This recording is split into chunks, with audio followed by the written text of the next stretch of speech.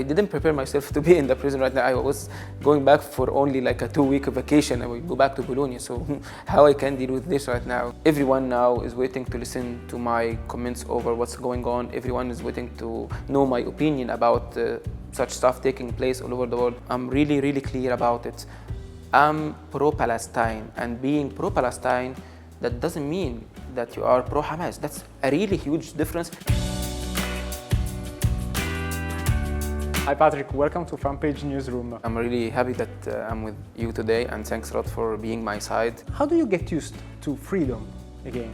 It takes a long time to get again being freed and feeling the real freedom. It takes time, it's not easy. Throughout the book, I'm talking about how it was hard at the beginning, at the first day, when I get released, that I can't even sleep over the bed because I didn't have bed for 2 years.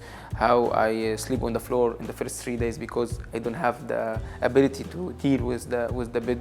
I don't have the power to open the door and go out because it's the feeling I have never used to do in 2 years also. It's well known that I'm sociable. I want to talk to a lot of people at the same time. I know everyone. I have a lot of friends. At the beginning, when I find like huge number of the people, I feel a little bit anxious because at the end of the day, in 2 years, I was only having one colleague. Like I'm talking to only one person. So when you find like tens of people, hundreds of people, how can you deal with this? I worked a lot with a lot of international institutions that deal with the people who getting out of the prison and how they should work on themselves psychologically and ask for a psychological support that could help you dealing again with the society, to be again part of the society. And that's what I did, like directly after being released. I go to a psychological specialist. I'm now a little bit feeling that I'm moving on from this situation and trying to looking forward about the upcoming days, the future. What were the worst moments in prison? I think like it's not a worst moment, it's a worst 2 years. We can say like a moment, like it's a prison, it's imprisonment. So we can pick like 3 moments from the book. For sure, the first one, when I call my father and telling him in the airport before being like arrested, I will be arrested right now. And hearing my mother shouting, hearing my sister shouting, hearing my father telling me what's going on, it was for sure a horrible moment. Another moment may be when I know that I will be in a case that could stand for 2 years. That's another moment when I get like, yeah, I didn't prepare myself to be in the prison right now. I was going back for only like a 2-week vacation. I will go back to Bologna. So how I can deal with this right now? Maybe the last hard moment when they put me on a trial, then there is a final verdict and it will be huge. And from my experience, this kind of cases is not less than 4 years.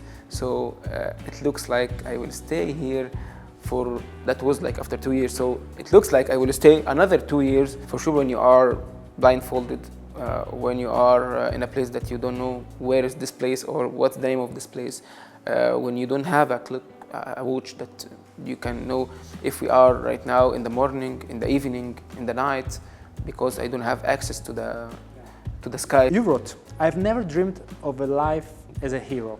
But you also wrote that you wanted to influence things in Egypt, not only. Okay. Do you think you succeeded? Yeah, sure. Yeah, I succeeded. Like you now see the people in Italy, all the people in Italy know about the situation, the horrible situation of the prisons there. They know about the democracy, how there is no democracy. They know about prisoners of consciousness in Egypt. They know about amnesty. They know about a lot of things related to human rights. And that was my message, that I want people to be a part of the story of the human rights.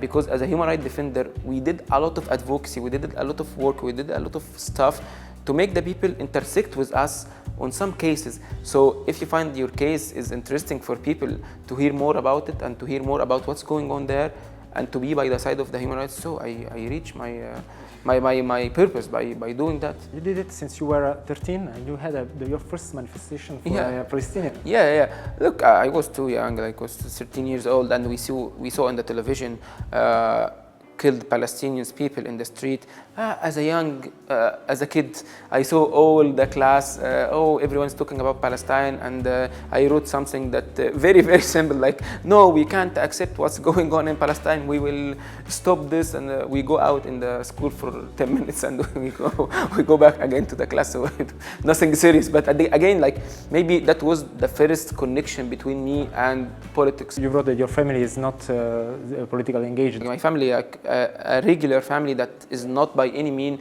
interested in politics, and even we don't have those like discussions in the house about politics, or any one of my family was a member of party. No, they didn't care, only me.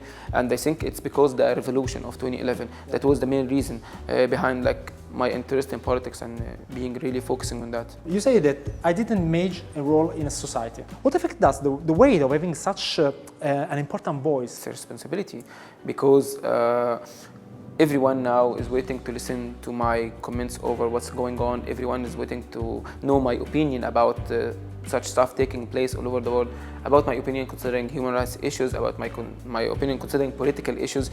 So it's a responsibility, because people start to be influenced by me. There is a lot of young Italians, young Egyptians who are now following me and believing in my opinions, even if we don't know each other, because they are really inspired by my story. I saw in the recent days that your words about Israel, about Netanyahu and Palestine have been used, distorted, also created censorship. What effects does it have on you? And do you ever feel overwhelmed by all these critics, distortions? To be honest, at the beginning, like there were like a storm against me. But at the end of the day, I have been in the prison before because of my opinion. So criticizing me for saying what I'm believing in, that doesn't change my mind about anything. I say from day one, I'm really, really clear about it. I'm pro-Palestine, and being pro-Palestine, that doesn't mean that you are pro-Hamas. That's a really huge difference, and that's what I was trying to do, even by exposing myself to everyone, that I want to send the message to the world, which the media have been used in a bad way to figure all the Gazan people and all the Palestinian people as Hamas, which is not true, by the way. We are in a very, very critical humanitarian crisis. We should work more and more to stop this war, to stop the blood, to stop what's going on in this zone. We are human rights defenders. We should think about peace and democracy, and how it could be applied even in this very, very critical moment. We have, considering this case, we have three main demands. We want to stop the war, to stop the bombing, to stop the fire from every place all over the world. We want the humanitarian aids to enter to Palestine as soon as possible. There is no electricity, there is no food, there is no water for the Gazan people. We need the hostages from all over the world, the hostages who are there from all over the world, to be back to their families and beloved ones. In the book you reflect on the importance of collective protest, to put pressure on the power, on the people who have the power. Can you explain why this is so important? For myself, it was important because this pressure had made me appearing only in 24 hours. There is other prisoners who stayed disappearing for months. This pressure make me having a better situation inside my cell, inside my prison. This pressure make me have some books. There is others who don't have the access to the books. It gave me the chance to meet my family on a monthly basis. There is others who don't have the chance to meet them. So, no, it's effective. And what about Scarlett Johansson?